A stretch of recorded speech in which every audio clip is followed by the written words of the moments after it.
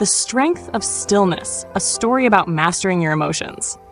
In a busy city where stress seemed to run the show, there lived a man named Jake. Jake was smart, hardworking, but he had a short fuse. Little things got to him. Traffic, coworkers, even his own family sometimes. He didn't mean to explode, but the pressure just built up inside until he couldn't hold it anymore. One day, after a particularly bad argument with his brother, Jake decided enough was enough. He needed help. He found a peaceful retreat center upstate that was run by a quiet, older man named Eli, someone people whispered about with respect.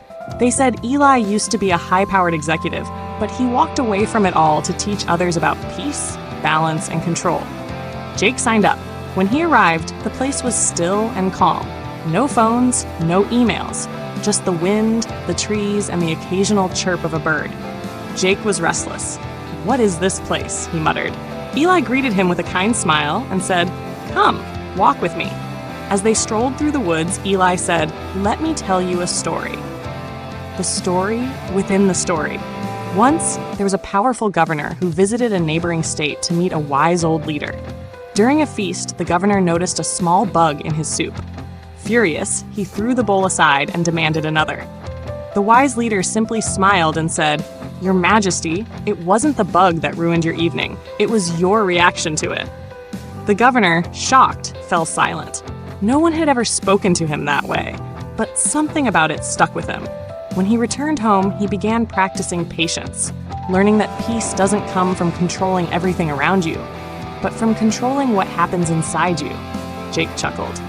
"So I'm the guy flipping out over the bug in my soup?" Eli smiled.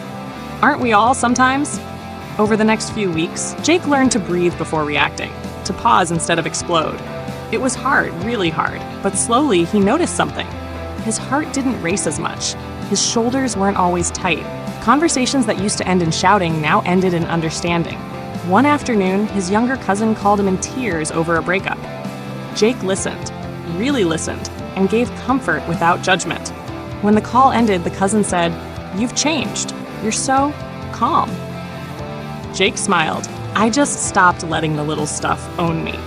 The lesson: the power of not reacting doesn't mean pretending you don't feel.